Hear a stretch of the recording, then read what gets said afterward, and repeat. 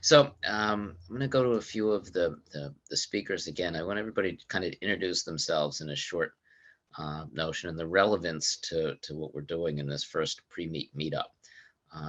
I'll kick off. My name is John Possumato. I've been an itinerant startup entrepreneur basically my entire career. I am a licensed attorney. I've got some other disciplines under my belt, but um, this is a calling, right? This is this is what I do. This whole OnRamp program is particularly special for me, and I'm very happy um, to be participating in it because a long while ago, way longer than I care to admit, I was a sophomore in college, and I had no idea. I mean, I had this inkling that I really was entrepreneurial, but I had no idea really where I was going or what I was doing. I was just, kind of wandering around. And I wandered into Ed Schilz's entrepreneurial management class. And I'm not sure I knew even how to spell entrepreneur, but this was a long time ago before kind of entrepreneurism was legitimate. Ed started the center over at Penn before any other university. This was way in the pre-dawn era. And he did something that motivated me really for the rest of my career. Not only did he teach the basics, but he made sure he had practitioner entrepreneurs come in and speak every session. So if it was about accounting or it was about legal structure, entrepreneurs were actually doing the instructing, and what that did is really add an extra element to it that, hey, these folks, and some of them were really well known, right, are going through certain trials and tribulations that we all go through in the element of a startup. And I can't tell you quantitatively this one thing, but qualitatively, it really it's nice to know that these issues aren't unique, and some of the tribulations and progress is never a straight line. It's sort of like a loop. You go and then you loop around down and then you get up a little bit, and each time you're getting a little bit further. So with that, like I said, I'm really looking forward to meeting everyone virtually first, and hopefully in person, but doing that same thing. I've always wanted to do that same thing because I think it wasn't just me. It motivated a whole generation of entrepreneurs that I like to think, started what became making startups and entrepreneurs legitimate. In those days, it really wasn't. In those days, there were disciplines like finance and management and accounting, and you did one of those. And if you didn't pick one of those, it was really sort of weird. Now it's become mainstream, and I think it was things like that that made it mainstream. So with that, I want to actually move over Jessie, and then we'll go round robin, and tell us sort of what you do and what you got out of leading as founder in residence, last founder in residence, and kind of how you see the program. Well, thanks so much, John. I'm Jessie Garcia. I am the CEO and founder of Tezuda, and we are a manufacturer of impact indicators for damage indication as well as concussion awareness. I started my entrepreneurial journey because I had a problem that no one could solve for me. I was hurt. My coach let me keep playing in a game, and because I didn't know, kept playing and suffered for 6 months afterwards. So I saw a problem and then realized other people had this problem too. And then and now I've been on this journey for over 7 years, products actively in the market, raising capital again for the company. So I caught the bug and I absolutely loved it. I think it's really cool to be able to envision something and bring it into this world. And the stage that I'm always most excited about is early stage, because I was really influenced by a mentor who, oftentimes I question, I was a global studies major. I was not an engineer at the time. And I'm like, who am I to be doing this? And then their framework was who better than you to be doing this? And so I think entrepreneurship is something that can be learned, and it's up to the person to have a unique insight to act on. And luckily, we are all experts in our own domain. So that's what led me to OnRamp and wanting to do it. And it was a fantastic time just to share, work together. Like, I think the cohort actually had questions and answers, and we all worked together during those sessions, and I hope it was of value. I learned things during that time just as much as hopefully the other participants did. So I couldn't recommend it enough for anyone who's on the fence about signing up. Excellent. Excellent. Love it. Okay, Jen and Marco, as the kind of participants in the last round of OnRamp and as winners of the presentation program, give us a little of your background and give us what you got out of that and what you'd recommend for new participants. Hi, everyone. Thanks for having us. I'm Jen. This is Marco. Together, we have co-founded Aula Future, and Aula Future is a project-based research and STEAM program.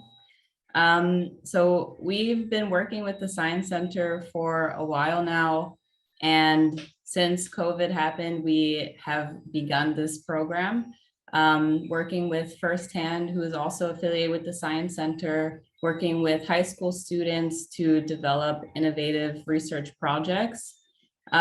So kind of through growing our business and our business journey, we came into contact with Eamon Gallagher, who is in ICA, also affiliated with the Science Center.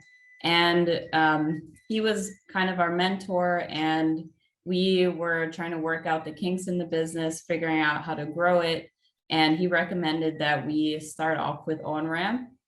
So fast forward, we signed up and were able to participate in the program. And we're so happy that we did. I mean, again, like Jessie said, definitely would recommend it for anyone who is seeking to gain clarity on the business. And it takes clarity first to start growing it properly in the right direction. So I think that's what at least I gained from it. Marco, you can add as well, but we really were able to, through building the pitch deck, like I said, gain clarity on the problem that we were solving. We followed Jessie's steps from the beginning to the end. So we actually started off with market research and went into building or understanding the true problem that we were solving. We did some prototyping. So we actually followed the steps all the way through. We built the pitch deck and we practiced the pitch and end up winning 3rd place. So I guess the advice that I have for people who are joining is not just to kind of passively hear the knowledge and consume the knowledge, but I know it's difficult if we're not physically together in a space, but I would just try your best to be extremely active. This program is what you make of it. So the more that you participate, the more that you take the advice and actually apply it in your life, in your business, the more you're going to get out of it. So I think that's kind of what I would say for the newcomers here. Yeah, and I really like that it's a community first sort of program. So like it's always open to collaboration and like questioning questions, like Jessie said before, like the OnRamp is based a lot on question and answers, which are very useful for specific cases and not. So definitely it's good to be in contact with this community for sure. Got to remember to unmute myself. Great perspective. And again, congratulations on your presentation. I thought it was excellent. Jean, give us another viewpoint of a participant, of a successful participant in the program. Sure. I do think Jen, Marco, and Jessie all made great points that I would underscore. And I think in addition, well, first of all, I found OnRamp through a potential funder who I'd requested to go through the application process. It was Ben Technology Partners. And in the conversation that we had, in which they were gently letting me down that I was nowhere near ready to apply for funding from them, he suggested OnRamp. And so I engaged, and I'm very glad I did. I would say most importantly, I think what Jen said, you're going to get out of it what you put into it. And one thing that I will say, my business was, I had already been through MVP, for example, so my prototype was developed and out in the marketplace. I had validated the problem. So I was pretty far along, I think, compared to many of the people who are participating in my cohort.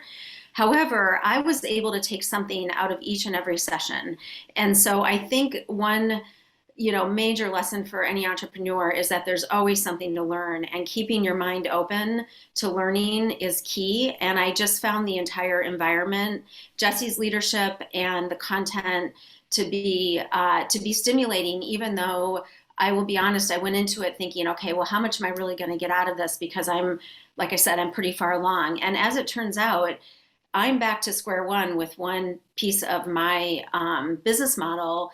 And so sort of hearing the expertise in the room and the questions that came up in the room and the input on other people's questions caused me to think about things a little bit differently, and I guess was sort of a spark point maybe for this, this sort of most recent dilemma I have with my business model. So yeah, I don't have enough good things to say. I do think it's a funneling process. I think, the cohort started pretty big, and I do think you've got to be diligent to stick with it every Thursday. And like I said, open your mind up to learning something new, regardless of what the description is. I mean, you might think to yourself, well, I don't have any, like, for example, my software application is not patentable. It's not anything unique that would be patentable, but it's still important for me to understand the sort of construct of intellectual property. So, there's something applicable in each and every session, I guess, is my kind of bottom line. And sort of pitch why you should participate. Excellent, thank you. All good input, and Jessie, again, my hat's off to you, because you obviously did a great job. I see Jose is with us from Madrid. Welcome. So I wanted to actually kind of talk with Jose a moment. He is a veteran consummate entrepreneur. And because one of the things that they automatically tell you is, hey, if you want to be successful, find people in management, like find people better than you are, and you can get them on board. I've always been the biggest fan of his, because he took, I mean, my industry happens to be automotive, but he took really an industry that hadn't changed in 100 years, their sales process, and introduced a whole new subscription process. So if you would, Jose, kind of introduce yourself, a little bit of background, and then some of the experience of taking really an industry that I have to tell you is not receptive to new ideas in general, right? And being that lone entrepreneur at a time when it was the concept would have been, put it this way, not very well received, and now is extremely popular. You're on mute.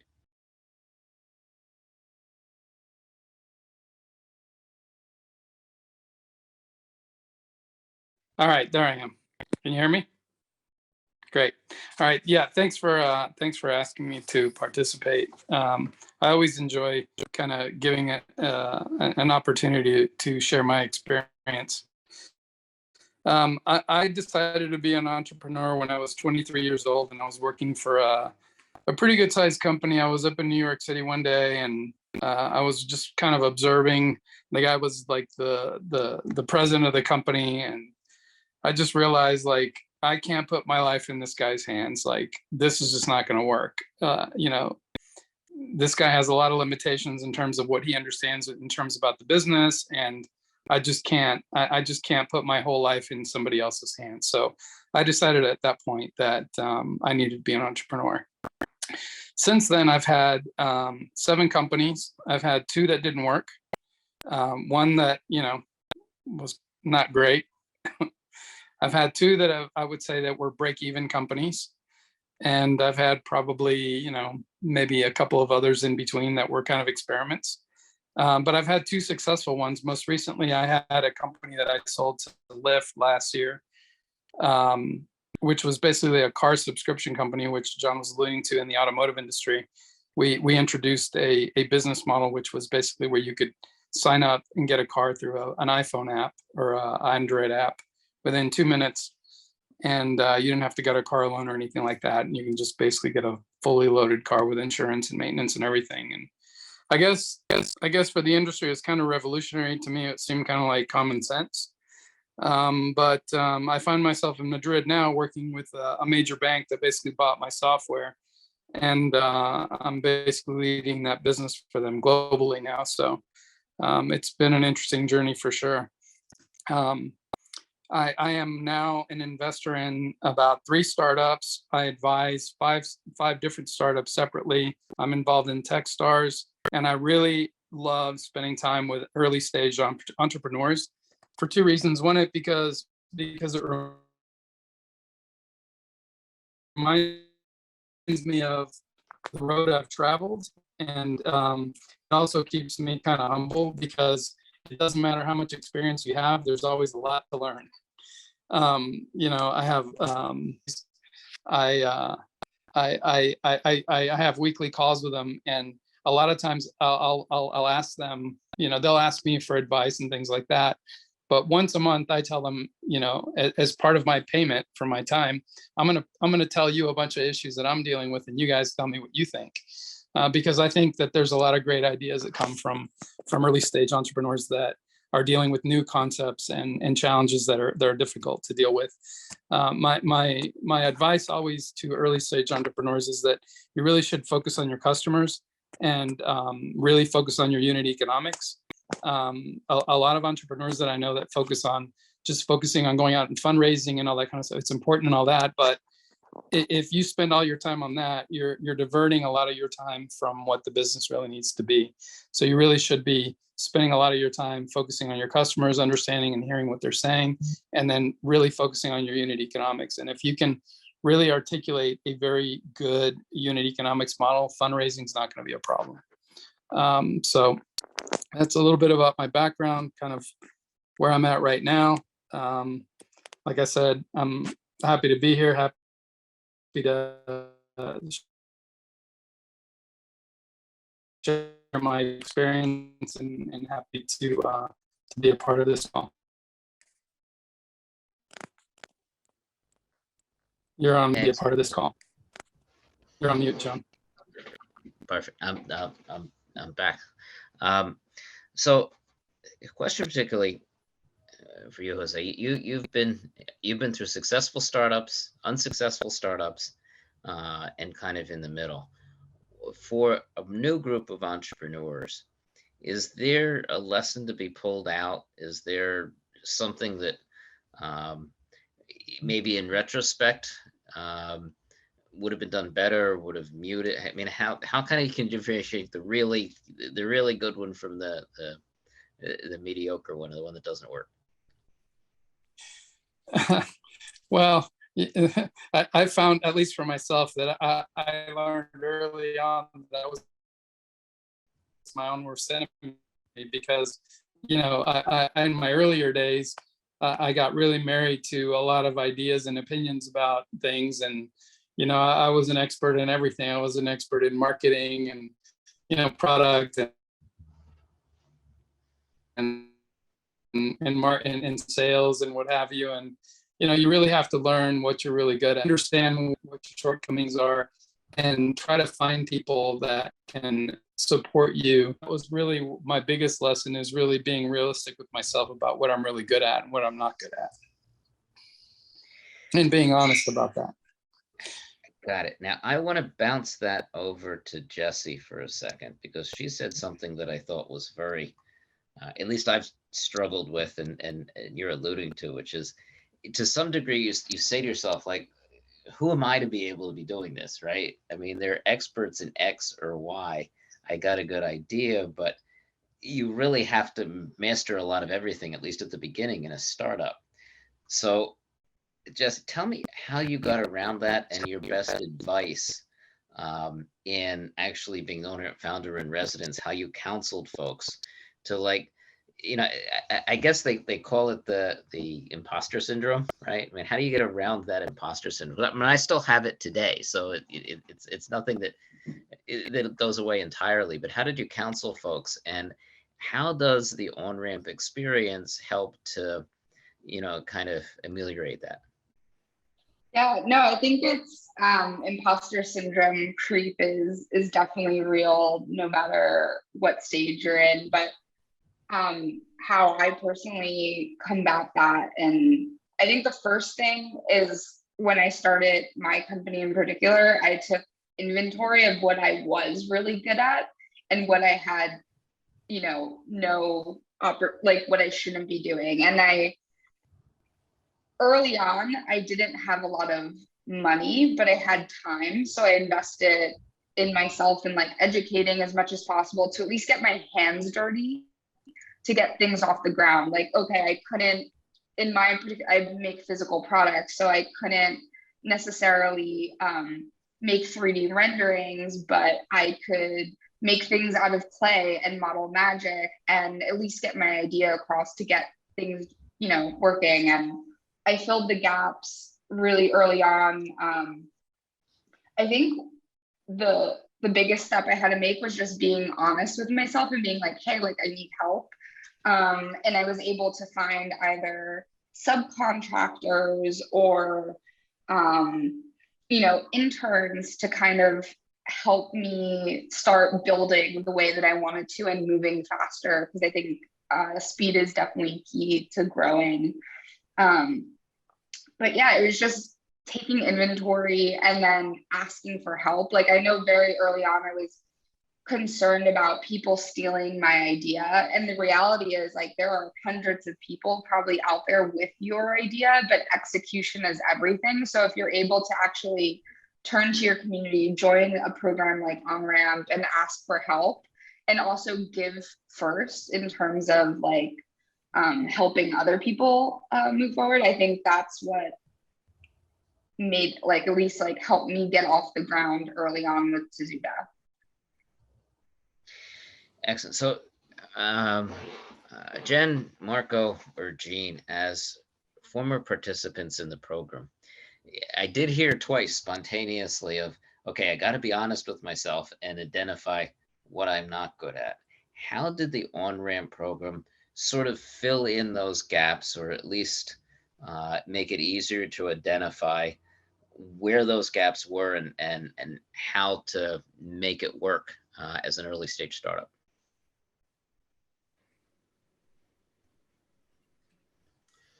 I feel like one of the good things is that because you're faced with so many different themes throughout the OnRamp program, you obviously get in contact with many different parts of your business that you don't necessarily maybe think about it that deeply usually. You know, you're stuck with your problem, or like you're thinking about all the other stuff. But OnRamp, like, this platform sort of gives you the opportunity to think about that specific problem in a more, in a more precise way, let's say. So just being in contact with certain ideas and certain concepts, I think, is very useful by itself. Yeah. I would just add that it's also, it works the reverse sometimes too, where there's some validation when you go through the process of things that you were maybe worrying about. and then somebody says, actually, I was really worried about this during this stage of my business. So I don't want to say normalizes the process, because I think everybody's entrepreneurial journey is different, and the type of company that you're launching, a product-based company is so different than a service-based company. So, you can really go down the path of it, like having everything be so different, but yet there's common threads. And I think knowing that those common threads are just that, and there's humps that, others have gone over, just is somewhat comforting. So you don't feel quite as lonely when you're struggling with a business aspect, I guess you would say, like a functional part of the business. Like one of the things that stood out to me was when we had I don't remember if it was either legal or accounting, but I remember Jessie saying, like, whatever you do, don't pinch pennies on, sort of the physical establishment of your business, the legal establishment of your business, the books. Like, don't pinch pennies on that, because at some point that you can't have that be a house of cards. Like, that has to be solid. And that worried me at the time that she said it. But then I was like, well, wait a minute, this is actually good advice. And I proceeded to call my accountant and say, I need some financial statements now, because, if anybody's going to give me money, they need to know I'm legit. And anyway, so that's just one example. I don't know if that's answering your question, John, but I rambled a little bit there. No, I think it's really good insight. And I want to emphasize too that, and it was mentioned before, just this is a community. And part of it is the interact. I mean, we're all virtual now, but the interaction between the community. I think that everyone will assemble that will speak will be very generous, right, of their time. One of the things that I found, and I could be completely off base, but I've always found this, is that successful entrepreneurs are very generous with their time. We've all been through it. This is not an easy road. There are really lots of pluses, and that's why we're all on it. But there's also the downturns as well. And they're amazingly supportive. And folks that, Jose's an example. Folks that have been through it a few times and that are very successful are the most giving of their time, because it is, for me and lots of others, it's partially a payback, and it's partially what stimulates us. And as Jose said, it's like, look, we still don't have all the answers. I mean, we might have hit it right a few times, right? But we're far from knowing all of the answers. And a community of entrepreneurs is a think tank, right, for all. So I really encourage everyone that participates in this round, talk to everyone else and reach out. And if there's a legal issue or a management issue or an accounting issue or an ideation concept issue, reach out to the experts, practitioners, right, because they will help, right, and in camera and not camera. Because we're sort of all in this crazy world together of doing something new, right? Which is never easy. Anyone, I'll open this up. Does anyone else want to comment on something like this, on how to add value and to make the program as well as it can be? I'm going to try that everyone that I bring to the table will be very generous of their time and are just good people that way. But I want to make sure that there's value for everyone in that. So, well, I can add a couple of things. I think what you just said is exactly right. I mean, look, I meet people all the time that there's a difference between having business ideas and actually being an entrepreneur. An entrepreneur is somebody that's willing to actually go try to figure it out. And you probably, have experienced this yourselves. I mean, it's not easy. You go through, you're probably eternal optimists and you're struggling through a lot of crap that you have to deal with, but you're just committed to your idea. And I've seen a lot of people that are very talented that have great ideas. But most of the time, the biggest enemy they have is their own themselves.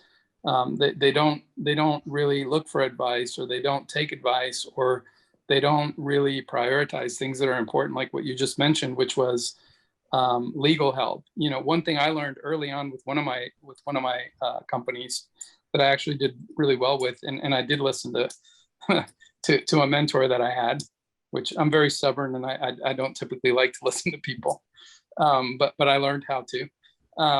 I ended up hiring a law firm that was very expensive, but it paid off so much because I learned so much about not only about my business, but about the fundraising process and about structuring deals, and it just made a phenomenal amount of difference for me. So I would say these things that, you know, typically people think are like things that are like a lot of people would consider like chewing cardboard, meaning that they're really boring and unappetizing things because they're not sexy and exciting things because you're not getting headlines from them. Things like legal stuff, and you got to really like think about that, and you really got to spend some time on that because it is a lot of work. And if you can cover your bases on that, then you're really setting yourselves up for not having to have any friction in terms of, you know, over your shoulder. You don't have to worry. I've seen a lot of startup companies that just go like, look, I'm gonna be honest, like I worked with Uber. I know like the guy, I know Travis Kalanick. I mean, I worked with him. We had a business relationship with him. And I can tell you that their style was totally different than our experience with Uber. And you can see where he ended up. You have to really think about these things. What kind of company do you want to run? What are your ethics? What kind of culture do you want to create? Super important. What kind of team do you really want to have? The most important thing is who is on your team, who's helping you, what are your weaknesses, what is the team that you need to have on your side that's going to help you really achieve your vision, and how committed are they, and what are they willing to contribute to it, and then invest in the things that are boring, like legal, and then focus on the unit economics and hear your customers. And you know, because if you just put PowerPoint presentations together and talk about, hey, the market opportunity is XYZ, you can go out and get audiences with any venture capitalist you want.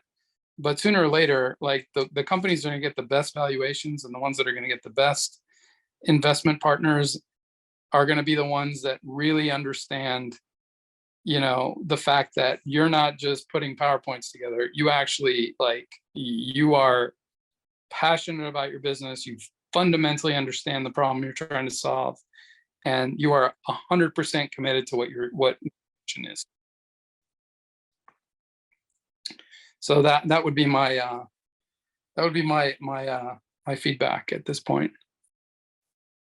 No, I like that. Team and culture is so important. And I actually heard a story a month or so ago that I didn't realize from an entrepreneur in automotive that we both know, Bruce Thompson, who just had an amazingly cash payout. But he was telling a story of the company, and it was about to have funding, but it didn't have funding yet. It had, you know, passed the curve in sales, and the CFO was someone who we liked from the beginning because he believed in it. It was an older gentleman who said, look, you know, pay me when you can, right? And he liked him for that reason. But they came, and this is pretty amazing given the endpoint, all right to the edge. They were out. They could not make payroll for the next couple of weeks, right? And their business was going well. And this gentleman that he hired that fit in with the culture and that he liked so well wrote him a check for $750,000. And he said, I didn't even know the guy had any money. I mean, not only did I not go to him for money, right, but I had no idea he had any money, right? I mean, relative money. And that was the check that, you know, let them survive another 30, 40 days until funding came in. And I like stories like that because I don't think they're unusual in the startup world. And I want to reiterate what Jose said. It's just, look, the team and the culture are so important, right? And just like there's lots of VCs you can get entertained from, but we've got to pick the one that really is supportive and fits. It's so important for those first time employees, as Jose said, right? There's lots of expertise out there. There's a whole bunch of experts out there, but if they're not passionate about what you're doing and passionate about the business, just as you need to be for funding, right? Then you're kind of swimming in a different direction. And it's tough enough at the beginning that if you don't have folks that are in there, we all want to make money, we all want to be successful, we all want to get rich. But if you don't have people that actually believe in the program, right, beyond the economic payoff, it can be very, very tough. I mean, I had a lot of hard lessons that way, right? Of experts. Or people that can actually complement where you need some help, because one person can't do it all. And there is such a thing, and you guys, I'm sure will either some of you know it or some of you will find out. There is such a thing as bad money. Not all money is good money. Yep. Not all investment capital is good capital. There is investment capital that will destroy you. That's a very, very good point, because that's another thing that it took me. I think I've learned everything by doing everything wrong at least once, right? But as an early startup, you think the goal is to get funding, and it's tough to get funding, and you're beating your head against one, but you can't accept money if it comes with things that will inhibit you from doing your business, right? As easy as to say, yeah, I've made it. These people will fund. You've got to select them just as well as they select you, right? Because again, it's a make or break for your business. I'll give you an old story that I had. It was the first time that I received real venture funding. This was a long time ago, and it was by a named Silicon Valley firm, right? And it was a big number. It was during the internet kind of go-go years, right? 99, 2000. Right? And I thought we had made it. This was the worst decision I have ever made in my life. They made the investment because they had two others in the business. They were looking to fold it all in. It was just bad, right? It took me a couple of months to realize that, and then I literally bowed out and everything crumbled. But you would think that you made it there, right? But again, you've got to examine that funding and that culture as much as internal culture. Absolutely, right? The funding, you're going to live with these folks, right? They're going to live with you, right? And if it's not compatible, it's very tough. It's tough enough to create a successful startup. It'll be very, very tough if everybody's not swimming in the same direction. And one thing about making a bad employee decision is you can reverse that, right? That's possible. It's really tough, especially if it's first money in, to reverse an investment decision, right? You can't get those folks out very easily. So well, I would argue that hiring the wrong person can cost you a whole lot of money and a lot of time, and can be a big distraction. Right. But one other point I would make is that it's easier to raise investment capital than it is to secure a customer for your product. Right. That's going to be a fanatic for your product. So when you think about where you're exerting your energy, you're way better off focusing on how do you get a fanatic customer for your business, because then you're in control of your fundraising. If you're out fundraising because you need capital, you're in the weakest position. If you're raising capital because you have a fanatic customer, and then there's two, and then there's three, and then there's four, you are in the driver's seat around your valuation and around how you're positioning your company, and how you're raising capital. I couldn't agree with that statement more. Like, I think there's a couple of things. I think great teams make great products. And like right now, like as CEO, like your recruiting hours definitely need, I'm trying to like double my recruiting hours right now just for like that same reason. And traction trumps everything. Like I know someone fundraising right now, it's like fundraising is a means to an end. It's not the goal in as being an entrepreneur. It's like, I just need to grow faster, and like, this is going to help me get there. And I don't know, if you have that mentality of like, that's not the end goal, it's just like a way to accelerate. I think it's really helpful, because a lot of founders get caught up like, oh, I raised, like I've walked away from checks, like John said, that were bad. Like it was like, someone's hanging hundreds of thousands of dollars in front of you, but like once you do it, it could affect you so much in the long run. So like, luckily with a program like OnRamp, like you could talk through these different scenarios and hopefully learn from what John has learned. And, you know, I don't want to say start off better than you did, but, you know, like take that into your own journey.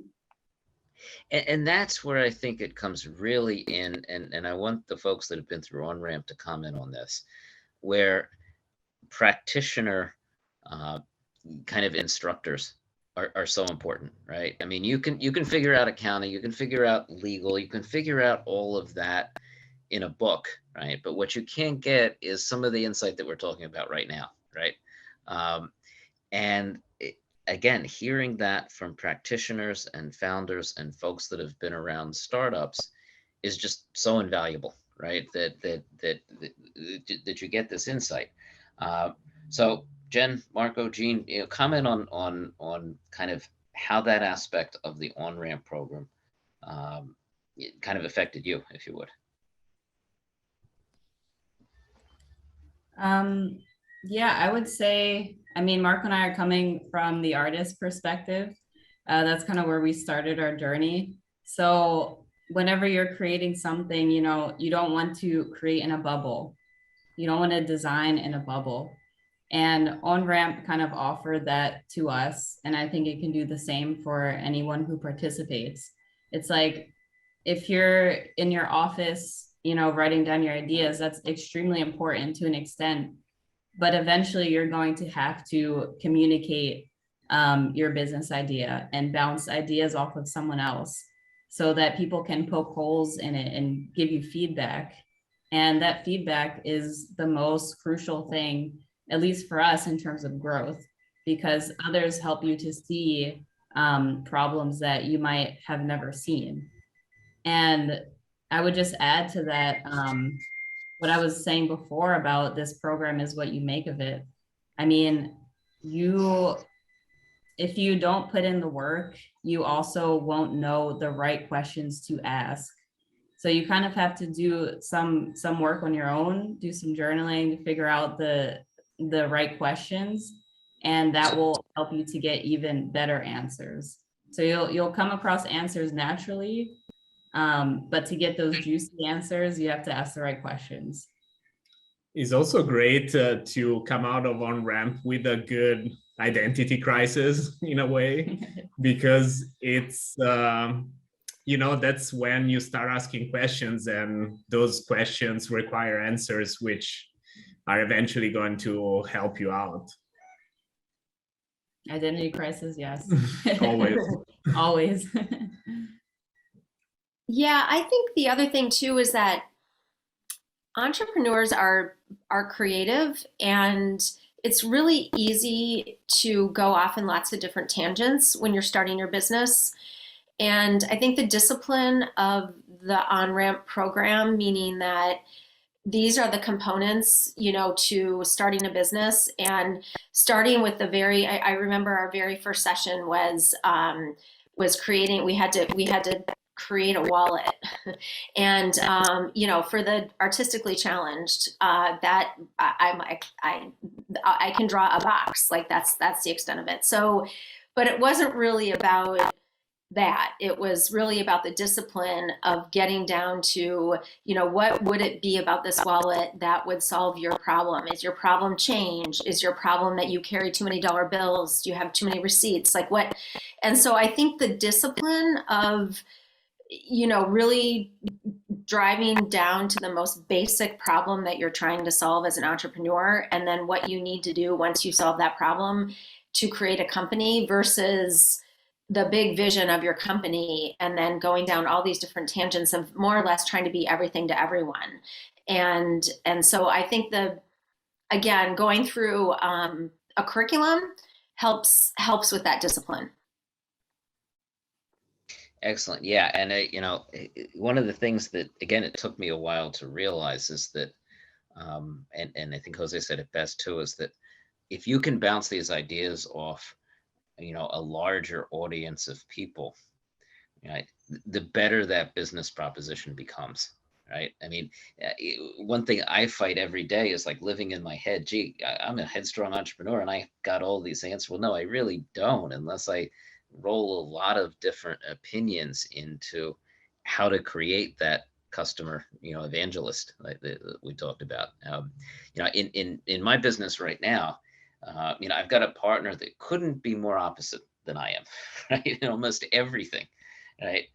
And we're clashing all the time, which creates really good things, because when we come to a direction, it's obviously has been vetted, completely on the opposite side. So yeah, and I encourage everyone in OnRamp again to participate in that for everyone's, benefit, right? Really, the diversity of opinion creates the business model that's sustainable, in my opinion. So great. Jessie, any other comments and advice for me? As coming into the Founder-in-Residence, you did a great job. So I kind of want to hear, and I want the group to hear, look, this is, kind of some extra insight. I think you did touch on this earlier, but it's like we're in a room with 27 people right now, right? With all diverse backgrounds, all different skill sets. And it's like, there's opportunities to connect, and it's up to you to reach out and put yourself out there. And that's a whole process of entrepreneurship, is putting yourself out there. So it's like, this is a safe space, like connect with other people, see how you can help each other. Because you never know, like, today my business is, impact indicators. Tomorrow it could be in who knows what. So creating space for others to connect and actually learn from each other, I think is really powerful. And it's the old adage, it's about who you know. And like the more that you could expand on that and proactively work on that, I think, the more successful you can be, because you never know where opportunities will do it. And this OnRamp is an opportunity for yourself. Excellent. Yeah. And I mean, I would like to extend too, I think it's clear, but just in case, look, those new participants, if there's a connection or a service, ask me, ask other folks, right? This is entirely open forum, and you never know who somebody knows, right? Or how they can help. And it's a community that helps. Jose, I'm gonna, open it up and say, look, you're in this one, but we'll invite you to anyone you have the time to insight. Any additional insights, because you're a storied entrepreneur, but you've also counseled entrepreneurs for a very, very long time. Is there any sort of advice or closing or way that you think we can do this, or advice to potential participants? Anything you want to add? And also, I'm throwing this out there. I know you have a very, very busy schedule, but any Thursday that you want to participate, why we're really glad to have you. Well, the first thing I'll say is that I'm happy to directly or indirectly, answer any questions. I mean, honestly, I would have liked to have, if you want just objective feedback, I would have liked to have had some questions from all the entrepreneurs about really what you're looking for in terms of this session and what questions you have. I can only imagine kind of what you've got, in your minds. You're joining this call, and we're not going to solve all the answers for you, but I'm sure you have a lot of questions, and I'd be happy to offline answer any questions that anybody has. But there's three things that I would basically kind of give you as other things to think about. Is you have to continuously be curious about what it is that you're trying to do as a business and as a person, and why are you devoting your personal time on what it is that you're focused on. There's something innate inside you that is motivating you to do that, and this, and seek as much help as you can, but also at the same time follow your own intuition, because nobody knows this better than you do. You do this every day. I can't tell you, or nobody can tell you, you know, when John was talking about, or whoever was talking about sharing their ideas with other people and being afraid, I found a long time ago that the best thing you can do is share your idea with people. Nobody's going to copy your idea. You don't ever have to worry about that. But you are going to get a lot of good feedback from other people that are going to tell you what they think about your idea. And that's going to be very helpful and invaluable to you. And I've even gotten to the point where I share my ideas, even with people that you would be like, well, wow, they're your competitors. I don't really care, like, because I'm going to learn. They're not going to do what I do. They don't live my life. They don't know what I know. So, you know, continue to follow your own intuition and ask for, and be, you know, wildly curious. And then the final thing is, you know, really be thoughtful about what you're doing. Like, don't rush. Like, everybody's on this thing about speed and let's hurry up and let's, you know, get market share and all that kind of stuff. I don't know that I've really seen anybody make that really work. I think that you really need to be thoughtful. I think you need to set milestones and you need to set hypotheses. I mean, when I do startups, we basically start up by saying, okay, we think here's the problem and here's how we perceive it today. And here's 5 or 6 things that we believe are hypotheses that we need to go find out. And then we give ourselves 3 or 4 months to go find out if we're right or wrong, or what happened with those hypotheses. And then that guides our next decision on what we need to go do next. The world is full of problems to be solved. There's opportunity everywhere.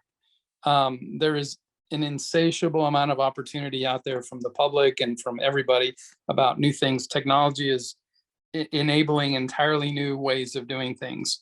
And so it's not about whether there's opportunity to make money, and there's not about opportunity to create a mega company. It's really about what's important to you. What are you curious about? What are you passionate about? And then what is your path to going and out and succeeding in doing that? And if you're not curious, you don't follow your own intuition, and you're not confident in yourself, and you're not thoughtful about the way you go do it, you're going to have a tough time. So, you know, that's my experience after 30 years of being an entrepreneur, and that's the advice that I give to all of my startups. And I don't invest in any startups unless I hear that same kind of point of view from them. So, like I said, I'm happy to speak with anybody and follow up with any of you guys and any questions that you have. You know, in anytime, I'm happy to help out. Excellent, thank you. And you know, we have less time for questions than I originally thought I was going to budget, but we do have a little bit of time for some questions from anyone out there. Does anyone, you know, want to jump on the mic or go on the chat session and ask anything right now?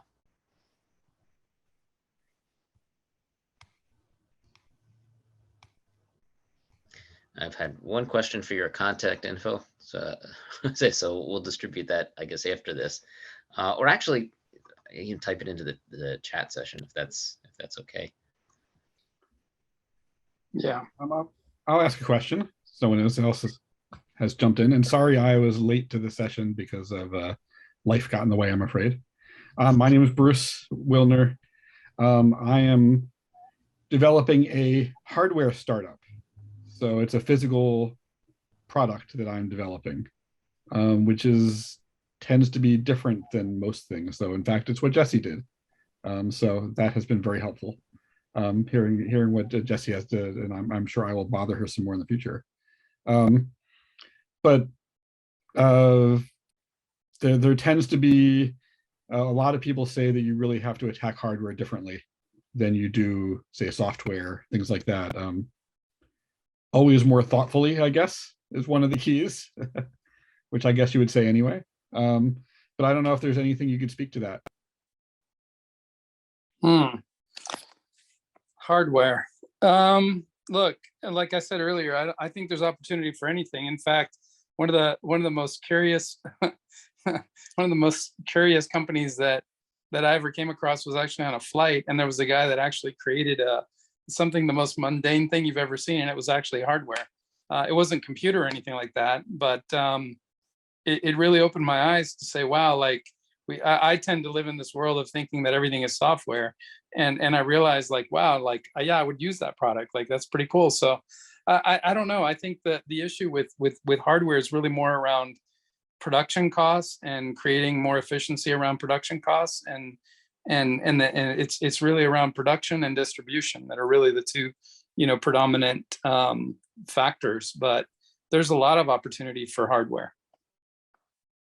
If I could just chime in, I love hardware. Like, hardware is hard. And I think if you spend the time being thoughtful and empathetic in your customer discovery, you could save a lot of time and money down the road, with at least when you're starting to build, because once you have to make a change to a design, like, okay, it doesn't have to be a latch, it needs to be a zipper, or whatever the context it could be, it's really costly. So it's like something that I'm really happy that I did with Tezuta is I spent a lot of time in customer discovery and iteration before we cut metal and made molds for our product, because at least we knew like this was the design we were going forward with. So I think it's just very heavy loaded up front, and if you rush, like, the production costs and everything could bite you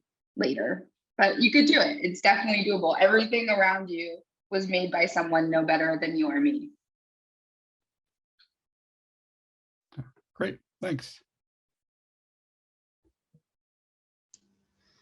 Excellent. Any other closing questions or thoughts? I think we only have a minute or two left.